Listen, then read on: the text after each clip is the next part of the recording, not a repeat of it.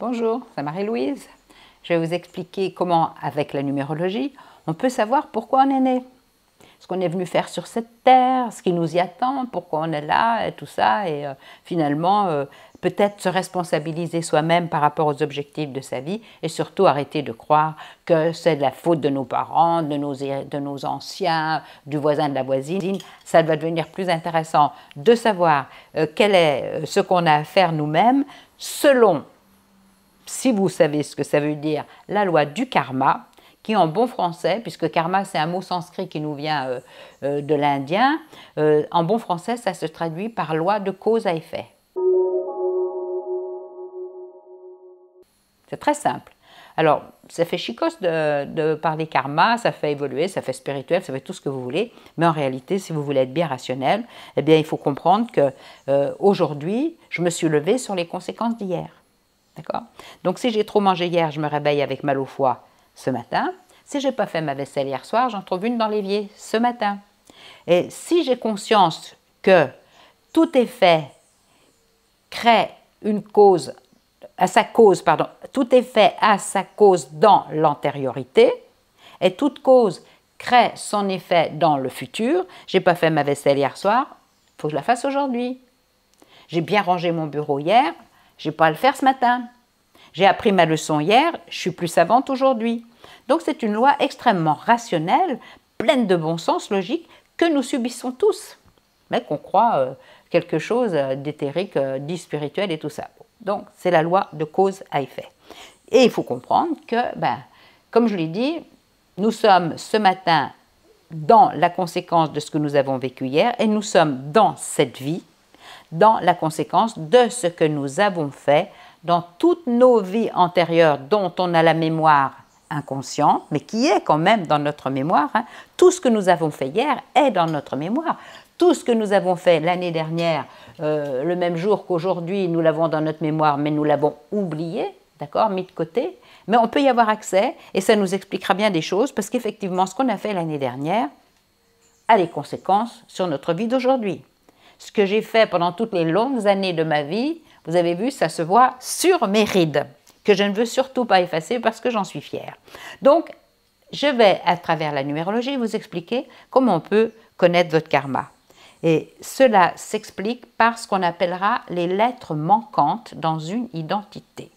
Si dans votre identité, et plus elle est complexe, plus la personnalité est complexe, bien sûr, vous avez une représentation d'au moins une lettre de chaque catégorie de l'alphabet de 1 à 9, eh bien, on dira que vous n'avez pas de karma majeur, c'est-à-dire que vous n'êtes pas né pour rien, parce qu'on n'est pas né pour rien, on ne rentre pas à l'école pour rien, on est rentré à l'école de la vie, c'est pour des objectifs à réaliser, mais c'est plus facile quand on n'a pas un petit reliquat des années précédentes. Si j'ai rien fait en mathématiques l'année dernière, il faut que je rattrape cette année. Donc, ce karma, pas de lettres manquantes dans toute une identité, c'est relativement rare. Et on dit que ça fait des gens qui sembleraient être plus heureux que les autres parce qu'ils n'ont pas de leçon majeure, mais en réalité, ils sont un petit peu comme des redoublants. Ils n'ont peut-être pas une leçon majeure qui va les pousser vers un métier, la plupart du temps, mais ils vont avoir un petit peu toutes les leçons à réviser. Et puis, ils vont avoir, vis-à-vis des autres, plus d'efforts à faire en tant qu'exemple. Le redoublant à l'école, il faut qu'il aide un petit peu les autres. Bien. Et quand nous avons une lettre manquante dans la série des 1, des 2, des 3, ou des 5, ou des 7, ou des 8, ou des 9, eh bien, ou des 6, pour ne pas oublier quoi que ce soit, eh bien, cela implique une leçon majeure. Pour identifier un karma, c'est-à-dire un reliquat des vies antérieures, vous savez, le karma, c'est une dette à payer. Voilà. Vous avez votre voiture, vous en profitez, mais vous ne l'avez pas payée. Alors, si vous n'avez pas conscience qu'il faut quand même la payer avant d'en profiter pleinement, vous n'êtes pas content. Donc nous, on est là pour vous dire, avant que vous ayez récupéré un talent, une valeur, etc., il faut payer ce que vous n'avez pas fait. Donc si vous avez un manque de lettre 1, on dit que ça va vous donner un karma sur le 1, c'est-à-dire la leçon du 1. Et le 1, c'est quoi? C'est l'ego. C'est moi qui, c'est moi que, je dis, je suis, je fais. Et donc, c'est très rare en français ou en italien, par exemple, qu'on manque de A. Donc, c'est un karma relativement rare dans notre monde, à nous. Et puis, on voit bien, les Italiens, ils ont des A partout. Maria, puis tout finit par des A ou commence par des A. Donc, ils ont encore une personnalité bien plus affirmée, ils sont ostentatoires et tout ça, c'est assez intéressant. Si par exemple on n'a pas de lettres qui valent 6, c'est-à-dire le F, le O ou le X, ça peut être relativement fréquent. Ça veut dire qu'on a un karma sur ce nombre, ça veut dire qu'on a une faiblesse en rapport avec ce nombre.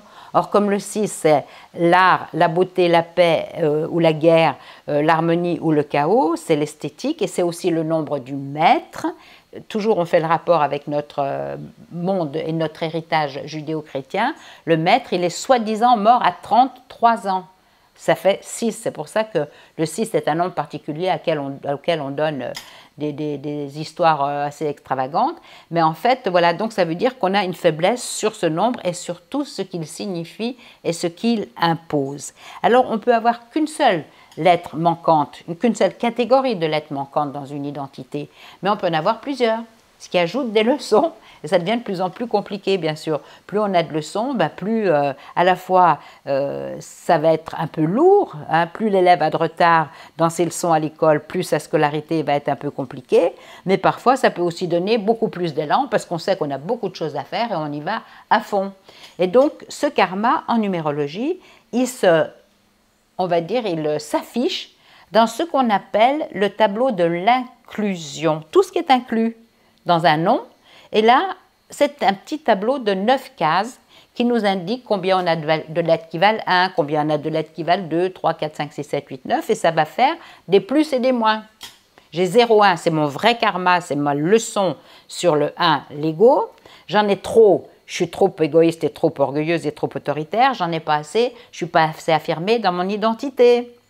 J'ai trop de 5, je suis fantaisiste, explosive, colérique, insouciante, il faut que je réduise un peu la voilure, hein. Ou alors j'en ai pas assez, il faut que je m'adapte un peu mieux, que je sois plus ouverte, plus fantaisiste et plus adaptable.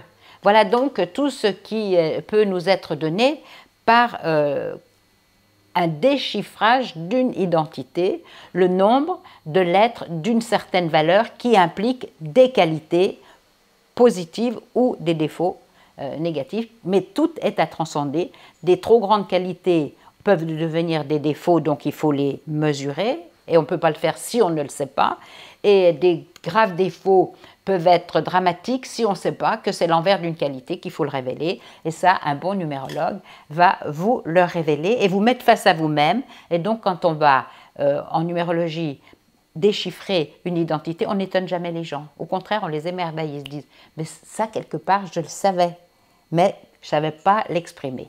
Voilà.